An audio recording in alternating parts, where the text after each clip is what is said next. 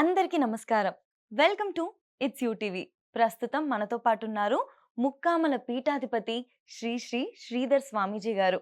గురువుగారితో మాట్లాడి ద్వాదశ రాసుల వారికి కూడా శ్రీ పరాభవనామ సంవత్సరంలో ఆర్థిక పరంగా, ఆరోగ్య పరంగా అసలు అన్ని రంగాల వారికి ఏ విధంగా ఉండబోతుంది? ఎటువంటి జాగ్రత్తలు తీసుకోవాలి? పరిహారాలేంటి? ఏ దేవత ఆరాధన చేస్తే బాగుంటుంది? ఇవన్నీ కూడా గురుగారితో మాట్లాడి తెలుసుకుందాం. నమస్కారం గురుగారు. శ్రీమాత్రే నమః. గురుగారు, ఉగాది అనగానే ఉగాది పంచాంగం మరి శ్రీ పరాభవనామ సంవత్సరంలో వృశ్చిక రాశి వారికి ఏ విధంగా ఉండబోతుంది? అవునమ్మా, వృశ్చిక రాశి వారి కనుక తీసుకున్నట్లయితే అమ్మా, విశాఖ 4వ పాదం, అనురాధ 1, 2, 3, 4 పాదాలు, జ్యేష్ఠ 1, 2, 3, 4 పాదాల వారు వృశ్చిక రాశిలోకి వస్తారు. వీళ్ళకి ఆదాయం 11, వ్యయం 5, రాజపూజ్యం 2, అవమానం 6గా చెప్పబడుతోంది. అయితే ఈ సంవత్సరం వీళ్ళకి చాలా బాగుంది. వీళ్ళ ధనాదాయం ఎట్లా ఉందంటేనేమో 2 రకాలుగా డబ్బు కలిసి వస్తుంది వీళ్ళకి. ఒక రకంగా సంపాదన కాదు, 2 రకాలుగా డబ్బు కలిసి వచ్చేటువంటి అవకాశం ఉంది. అంటే చాలా బాగున్నట్టు అనమాట. ధనాదాయం విషయంలోకి వచ్చేసరికి పేరు ప్రతిష్టలు కూడా చాలా బాగుంటాయి. అదేవిధంగా మనకి రాజకీయ నాయకులు కూడా ఘన విజయాలు సాధిస్తారు. అలాగే మంచి మంచి పదవులు పొందుతారు. అలాగే పై అధికారులు అంటే ప్రభుత్వం పైన వాళ్ళ నుంచి కూడా మంచి పార్టీ దగ్గర నుంచి కూడా మంచి పేరు వాళ్ళు తెచ్చుకోవడం జరుగుతుంది. అలాగే ప్రజలు కూడా బాగా ఆదరిస్తారు, ప్రేమిస్తారు. వాళ్ళు వాగ్దానాలను కూడా నిలబెట్టుకోగలుగుతారు. వాళ్ళకు కూడా ఏంటంటే ఆర్థిక పరంగా కుదిరిపడేదానికి అవకాశం చాలా బాగుంది. అలాగే ఇక నటీనట వర్గం తీసుకున్నట్టయితే కనుక అందరికీ కూడా చాలా బాగుంది. వీళ్ళు కొత్త ఆఫర్స్ వస్తాయి.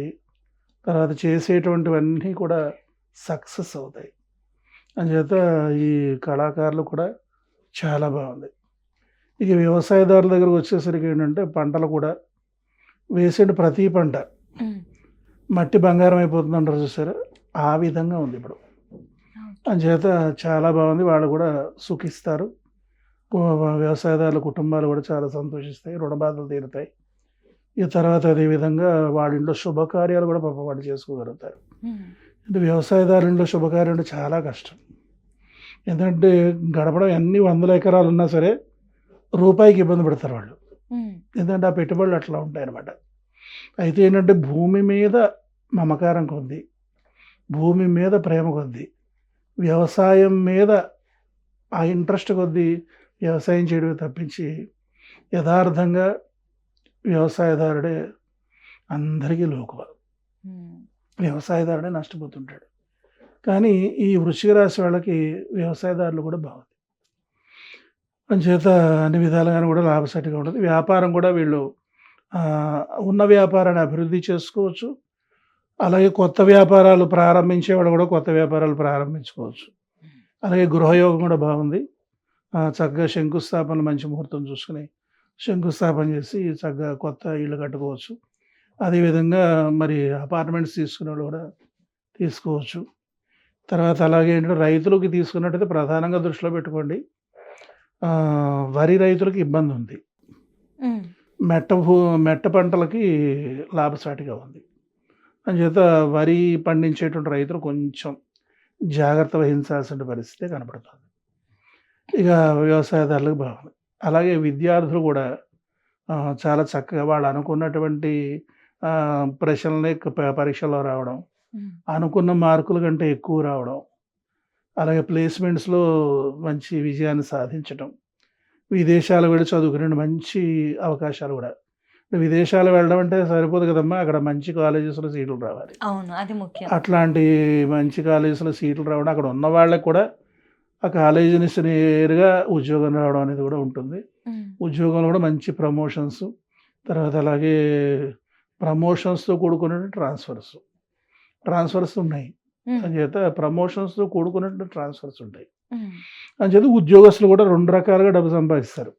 చాలా బెనిఫిట్గా ఈ వృశ్చిక రాశి వాళ్ళు కొనసాగుతారు. అలాగే శుభకార్యాలు చేస్తారు. శుభకార్యాలు కూడా అధికంగా డబ్బు వెచ్చిస్తారు. తగిన రీతిలో డబ్బు కూడా వాళ్ళ సమకూరుతుంది. తర్వాత అలాగే తీర్థయాత్రలు బాగా చేస్తారు.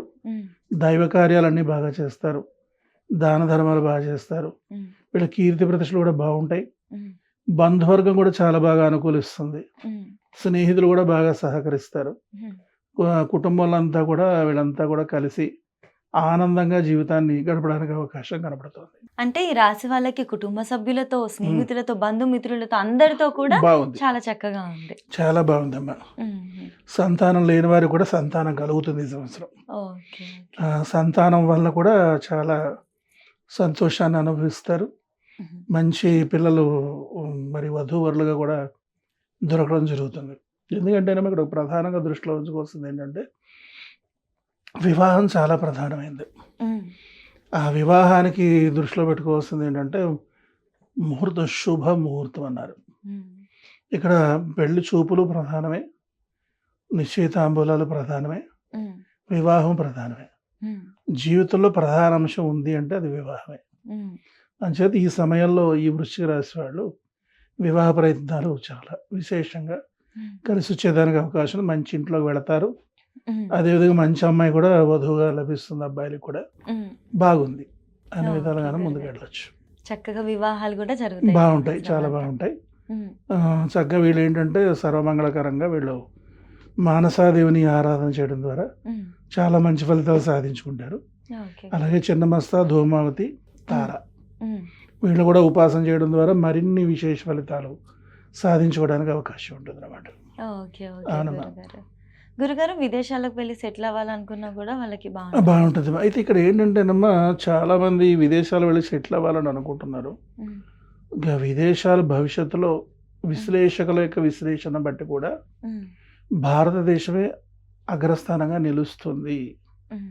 విదేశీయులందరూ కూడా విపరీతంగా కొట్లాడుకొని అక్కడ ఉండేటువంటి ఆ యొక్క ప్రశాంతతను కోల్పోయి హ్మ్. విపరీతంగా నష్టపోయేటువంటి అవకాశం కనబడుతోంది అని చెప్పి విశ్లేషకుల యొక్క విశ్లేషణ. ఈ సంవత్సర ఫలం కూడా యుద్ధ భయాలు కూడా చాలా అధికంగా కనబడుతున్నాయి. అచ్చా! అంచేత విదేశాల కంటే స్వదేశంలో ఉండి హ్మ్. విదేశాల్లో సంపాదించే సంపాదన ఏ విధంగా సంపాదించవచ్చో హ్మ్. దృష్టి పెడితే యువత సంపాదించగలుగుతారు.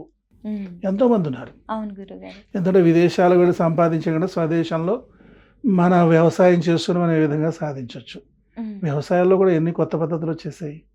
ఎన్నో రకాల పంటలు వచ్చేసాయి. అలాగే మరి పశు సంపదలో కూడా హ్మ్. బ్రహ్మాండంగా కోట్లు సంపాదించేటువంటి డైరీ ఫార్మ్స్ ఉన్నాయి. హ్మ్. తర్వాత అలాగే ఫిషరీస్ ఉన్నాయి. ఇలా ఎన్నో ఉన్నాయి అన్నీ కూడా. అవునవును. అంచేత చాలా బాగుంది. ఓకే అంచేత గురుగారు. ఎక్కువ భారతదేశం మీద దృష్టి పెట్టడం అనేది హ్మ్. చాలా మంచిది. భవిష్యత్తులో భారతదేశం గురుస్థానం వహించబోతోంది హ్మ్. ప్రపంచానికి. ఈనాటికే అగ్రస్థానంలోకి వచ్చేసింది. హ్మ్. మరి ఇంత చిన్న భూభాగం కలిగి, అధిక జనాభా కలిగి, జనాభాలో అగ్రస్థానంకి ఎప్పుడో వచ్చేసింది. ఆర్థికంగా కూడా ఇప్పుడు అగ్రస్థానానికి హ్మ్. దరిదాపుల్లో చేరిపోయినట్టే. ఓకే. ఇక ప్రపంచానికి ఆదర్శంగా నిలిచేటువంటి స్థితి అనాది నుంచి ఉంది. హ్మ్. ఇప్పుడు వాళ్ళకి కూడా ఆదర్శంగా నిలిచి, అగ్రస్థానం నిలిచేటువంటి సమయం ఆసన్నమైంది. ఓకే. అంచేత భారతదేశం మీద దృష్టి పెట్టి, భారతదేశంలో స్థిరమైన ఆదాయం తెచ్చుకోగలిగే వాళ్ళందరూ కూడా భవిష్యత్తులో ధన్యులవుతారు. లాంగ్ టర్మ్‌లో మంచిగా ఉంటుంది. బావుంటారు. గురుగారు వీళ్ళకి వాహన యోగం, గృహ యోగం ఉందా గురుగారు? ఏదైనా ఈ సమయంలో వీళ్ళు హ్మ్. ప్రయత్నం చేసుకోవచ్చు. ఓకే. ప్రయత్నాలన్నీ కూడా సఫలీకృతం అవుతాయి. హుహు. అవునమ్మా. బిజినెస్‌లు స్టార్ట్ చేయాలన్నా అన్నీ చేసుకోవచ్చు. ఏదైనా వ్యాపారం కావచ్చు, నూతన ఉద్యోగం హ్మ్. కావచ్చు, ఓకే. లేకపోతే గృహ నిర్మాణం కావచ్చు, హ్మ్. విదేశీ ప్రయాణాలు కావచ్చు, అన్ని పరంగా వివాహం కూడా అన్నిటికి ఎళ్ళిపోయారు. కూడా బాగా. సినీ రంగంలో గురుగారు? సినీ రంగానికి కూడా ఇబ్బంది ఏం లేదు. హ్మ్. కొత్త అవకాశాలు బాగా వస్తాయి. హ్మ్. మంచి పేరు సంపాదిస్తారు. హ్మ్. తేజస్సు కూడా బాగా పెరుగుతుంది. ఎందుకంటే వీళ్ళు అర్ధాష్టమ శని నుంచి బయటపడ్డారు. ఓకే. ఓకే. అంచేత అర్ధాష్టమ శని వెళ్ళిపోయి కూడా చానాళ్ళు అయిపోయింది గనక హ్మ్. బావుంటుంది. ఖచ్చితంగా గురుగారు. ధన్యవాదాలు గురుగారు. శ్రీమాత్రే నమః.